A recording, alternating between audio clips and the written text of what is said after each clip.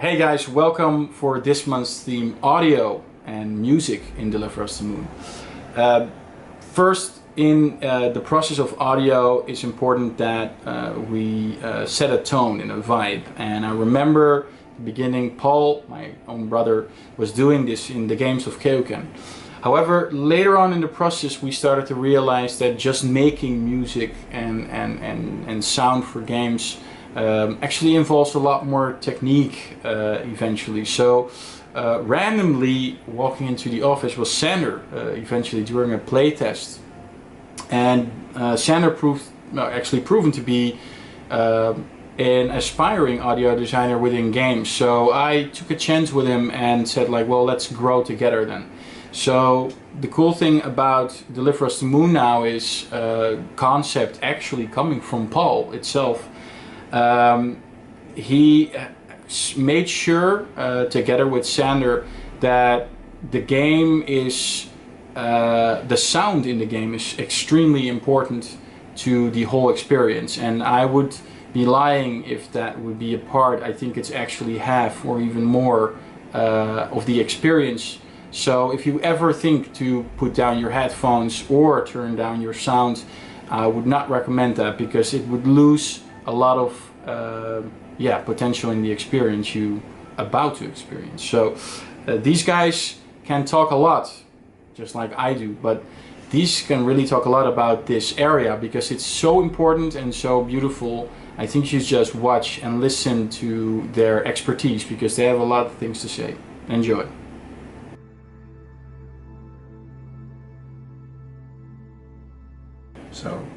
So I'm Paul Deepman, I'm co-owner of the company and also specialize in trailer music.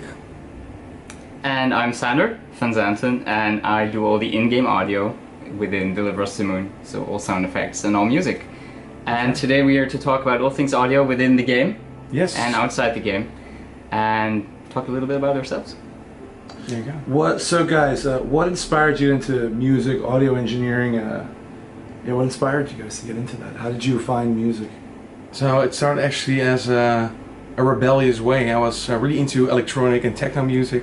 So I was DJing when I was a young kid, and that inspired me to go a little deeper. So first of all, just a DJ, just the DJ decks, the wheels of steel, and after it... also a breakdancer, right? Also a breakdancer, that's right, yeah. I could, a man of many talents. I was like the backflip guy, and especially those sounds, that's really true. That's were a very groovy sound that got me into the rhythm. And I started to communicate with music a lot. And first was dancing, after was making it, and after DJing, and after that, so I started to create my own. Okay, well, as for me, music has always played a very important part in the family, my family. My parents used to be a lot into music, well, they still are. My brothers are, and so it was natural for us to all pick up music in some way or another. And as a child, I was always fascinated by stories, fantasy stories mostly, so stuff like The Lord of the Rings. I would also always take with me on holidays. I used to read The Hobbit every year and the Silmarillion and whatnot, all the hardcore Tolkien stuff.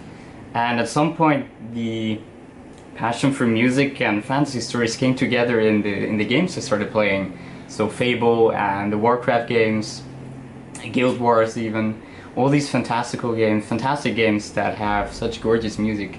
And at some point I decided to give it a shot myself and see if I could create music that others find beautiful and inspiring. So here I am still trying to get there. That's really beautiful, Sander.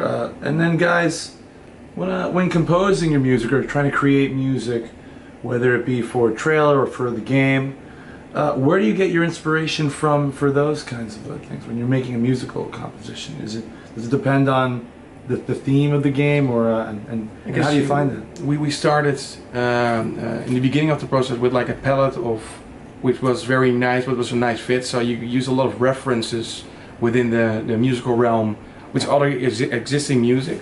Interstellar was a huge influence for actually, and we changed it. So in the middle, we changed like the whole tone of the whole game. Yeah. It used to be much more almost fairy tale-ish. Yeah, a little bit more mysterious. A lot more orchestral stuff, and we've kind of shifted that to more piano heavy, Yeah. more solitary music, I think. I think we went for the more minimal road, but then with the deeper hits. So minimal music doesn't mean that it's not emotional in a way, but it's just a little less harmonies, but it's trying to go straight for the core, if that means anything. I think it's much more humble Yeah. than it used to be. More humble, and that's I think that makes it possible to reach the audience's hearts And more directly. And for trailer music, which is actually a little different than the music within the game, because this is its main reason is to get your attention real fast. And most of the time it's a little bit more epic, because you want to capture your attention in, let's say, a 2-minute trailer or like a 1.5-minute trailer. You need to go fast, so that's a little difference, but it needs to be in the same tone as what we were trying to portray here. That's true. Yeah, the trailer is a very, I guess, fast-paced piece of footage, Action, both in video and emotion, and music and emotion. Whereas in the game, we're trying to establish a very solitary and isolated experience, and I guess that long-stretched sequences of music are well, maybe it's for that. Maybe you can see this in a way that the trailer music is a little bit more dense, and it's more stretched out over the whole game. So you have more time for this whole dynamic way of storytelling within the language of music. Yeah. So now that we've talked about your inspiration, what's the actual process to make the music, whether it be for the trailer or for the game? And that includes sounds as well as composition. What's your process, both of you? Okay, so for in-game music, it's funny actually, because you first, of course, look at the game itself, see what the environment is like, what the level designers want, what the game designers want, what narrative wants also. You look at the intended atmosphere of the game, and with that in mind, you actually start completely blank. So you have that in the back of your head, but musically, it's still a blank, at least for me. And then I just start improvising, basically. Actually, there's another difficult challenge, because space, especially Deliver Us the Moon, it doesn't have sound there. So yeah, it's a very empty place. That's like a challenge. So when you're making games, of course, does it need to be very realistic, or does it need to be cool? So yeah, well, we're trying to get a balance somewhere in between there. between. So we're not completely silent within the void of space, or the vacuum of space. We do have sound over there, but we did alter it in such a way that it feels like you're out there, like you're in an area or a space without any pressure. Yeah. And of course, because there are no sounds, there is some more room to listen to the music and get that message across as well. Yeah. So it's like more stories going on. So the things you see, the visuals, but then also the music. And I guess at those points when there is no sounds, then there's more room for the musical language. Yeah, that's when it can really emerge out of the emptiness of the, of the void, I guess.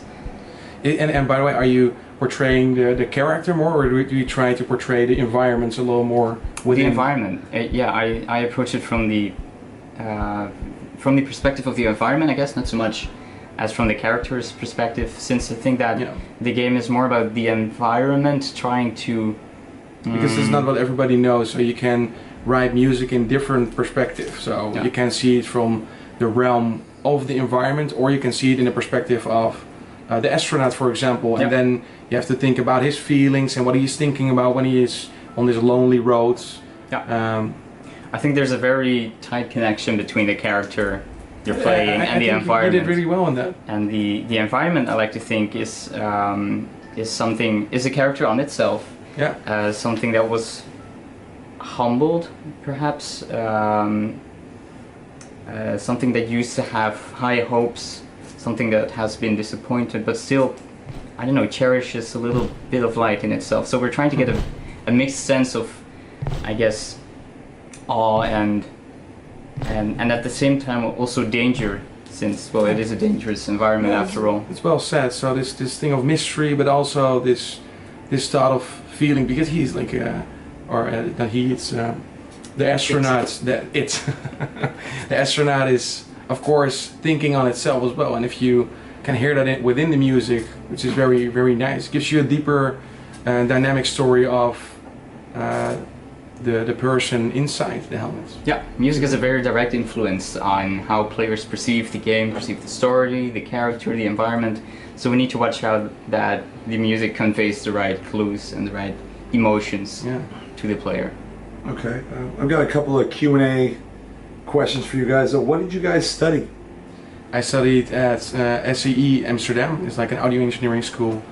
Finished it off with a bachelor. After that, I wanted to continue with like the master on music, but then I was already within this business, and it's like, okay, this is even better. Just doing is better than just continue learning, I guess. And the continual learning is always within the business you started. I've considered many things, among which business administration, history, archaeology, and I ended up doing nothing related to music, which is philosophy, although in a sense it is connected to everything. I have to say, so. I think it's very, very much connected. But this is my personal belief. It is. Yeah. But then again, you know, in daily philosophical practice, you're not really involved with music there, at least not on campus. True. But yeah, philosophy, I did that for 4 years. And after that, I went into a hermit mode and just went full on music, I guess. I did do a course on game audio at the SAE in Rotterdam.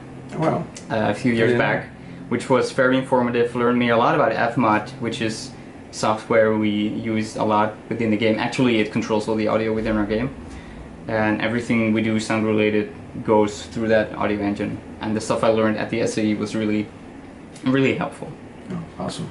Right, and I don't know if you guys answered this before, Paul. You might have, Sandra. I don't think you did. But how did you get started, like in the industry? Like, what was the spark?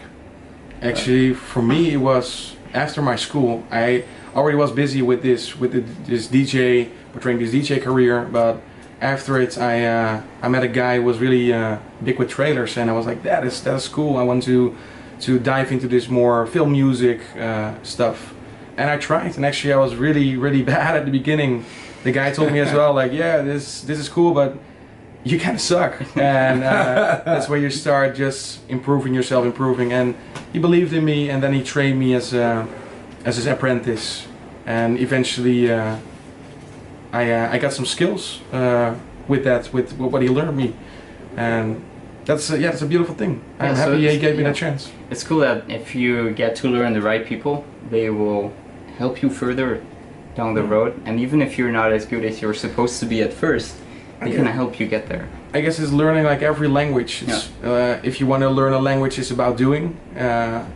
And also, you need some people that help you to even get the culture even more. So you know the slang talk of the language you're trying to speak. And execution is everything, as 100%. with all things in life. Yeah. So, and these people, you know, they help you get there, I guess. Yes. As for me, once I was done studying philosophy and was tired of all sorts of academic stuff, I just went full on into music. I just locked myself up and started writing music all the time. And that went on for a while, and I emerged from my cave and started to participate in game jams like Ludum Dare, Global Game Jam, and some others. And after a while, I somehow came across this message that the guys from KeoCam were spreading on Facebook. They were looking for you're actually testers for another project that KeoCam was working on at the time. I was, Horror, a horror game that some of you might have heard about before. We were still working on Horror at that point? Yeah. Wow. Yeah, I was a public beta tester there, which was fun. And at the time, I knew that you were doing the game audio there. So when I introduced myself, I said, okay, so I do music, but I know you have a music guy, so I'm not gonna... So maybe that's also good to know for people, so they could say, like, so why do you not do the music if it's like, if you're a co-owner of the company? Actually, it took so many tries. So for Horror, I did a lot of music. And we ended up not using anything of it, so this is like we shelved this project. So for the next project we were saying, like, okay, because I'm wearing many hats here, we need to do something different. So then we already met you as a playtester. It's like maybe we should do this with Sander.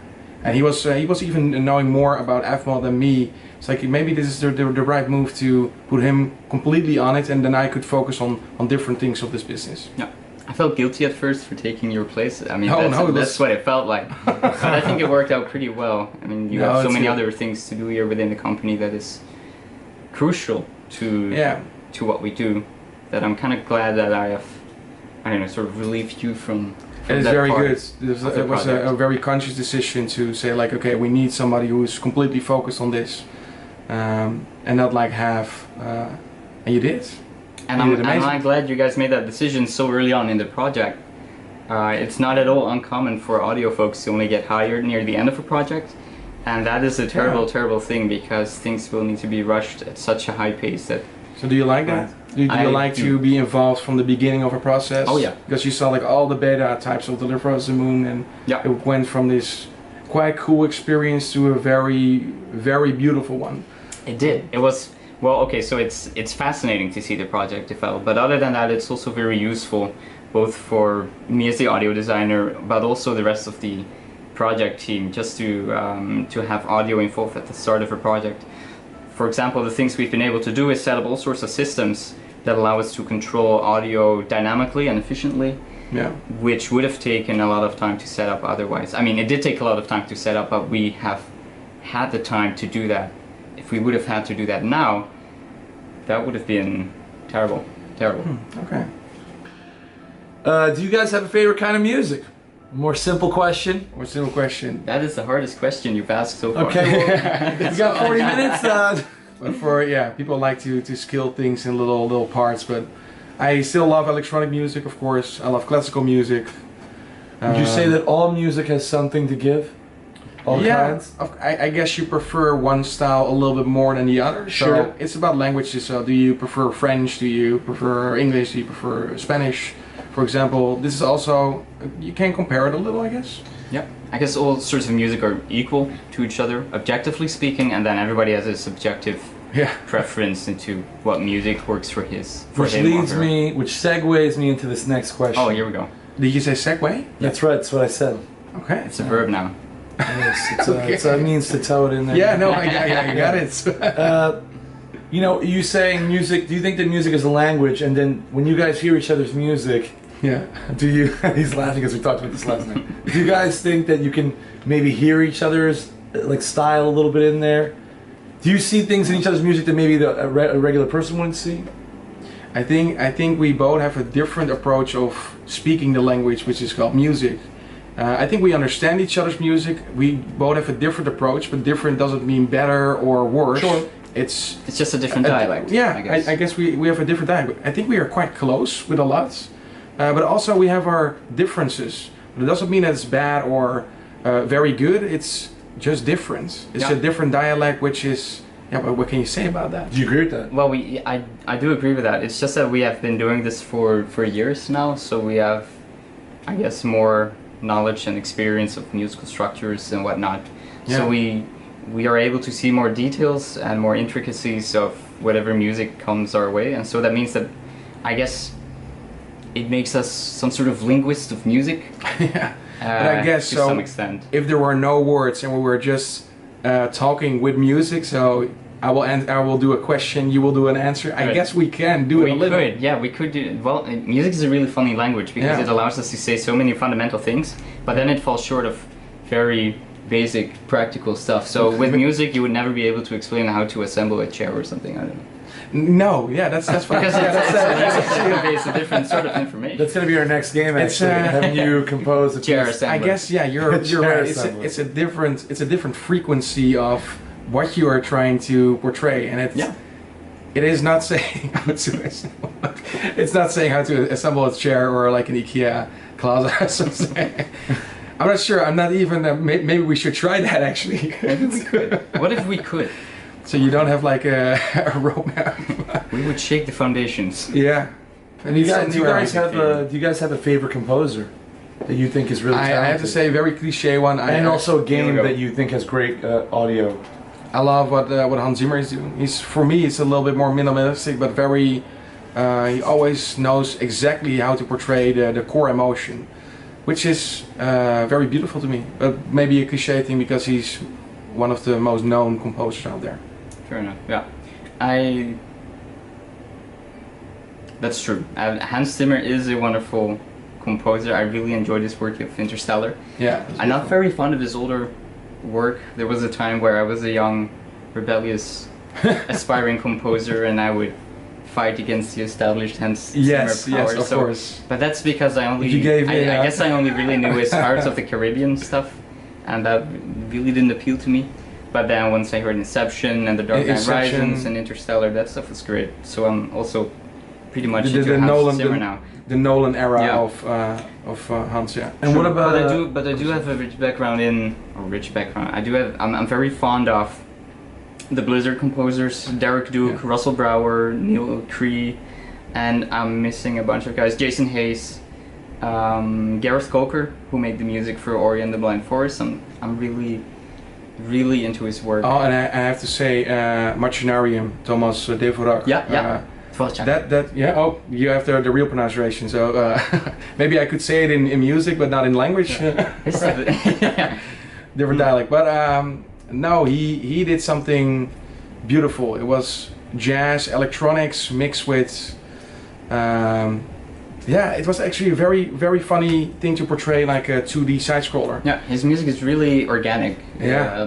Have you played Summerfrost? Yeah, Summerfrost as well. Yeah. It's from the same makers. Yeah. But they did something very interesting and also a little risky with the music. And sometimes if you do these risky moves with, maybe it's not the right fit exactly, but then it's even like more eccentric in a way. Yeah. So it, I like that. Definitely. Also, of course, the Journey.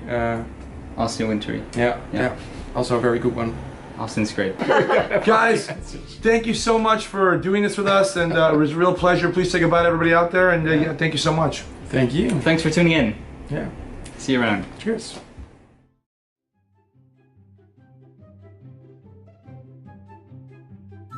And now, Paul, what can you say about Licky? Oh, actually, I was curious. I've heard that you make an incredible Venusaur face. Would you mind? So this is like, this is gonna be next. So I was saying, so go check the beginning of Pokemon again, and you see Charizard. He's this amazing fire. blasting, and you have Venusaur. I was like, what is he doing? And this is up to you, so if you are watching Pokemon... Please, we don't have all the answers. Yeah. Now, Paul, before you were saying that you could actually do a backflip, now, have you ever been to a party where there was a big circle around you and you did a backflip? It's a personal question because it's always been a dream of mine. I'm not even kidding.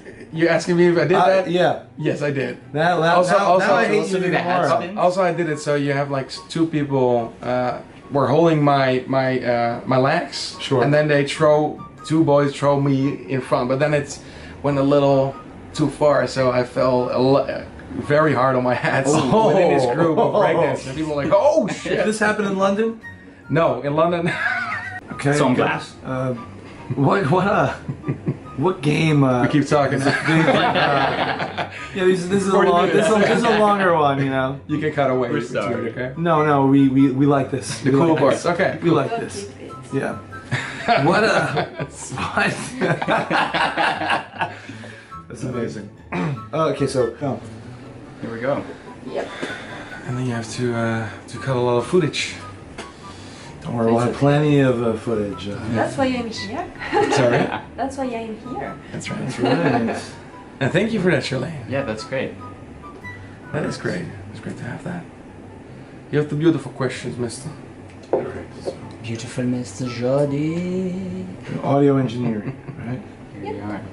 All right. Yeah, it's got to load. It's really annoying. Where is it? Whoa, you're not really prepared, Jordy. No, I have it. What the God. heck? What's going on? Did you mess with Always the document? same shit. No. How come I don't have it here? Our time is very valuable. What are you Please, doing? how come it's not here? Seriously, No. I don't know either. Oh, now it's loading. There. What the heck? That's weird. Technology. It's okay. I immediately blame her. I'm a dick. You are. What'd you do? Still need to do 20 more. minutes ago. I don't know if it cut just now. No, it's okay. It was Is it still recording? running. All right, so yeah, so that's random. It was still running when they answered the question. You guys went so long, it just said no more. No more. Please, no more. done. Yeah, so No. you were saying about London, you broke your ankle or something? No, no, I dislocated my shoulder because it was actually a few years ago when I was breakdancing actively, but then I thought like, yeah, I can still do it. Couldn't do it. And Sandra, you know, do you have any of these wild stories as well, where maybe you've broken a bone doing a backflip at a party, or Did you break bones? Actually, never. No, I'm physically quite neither have I? unharmed ever. I did got hit by a truck almost once. Whoa.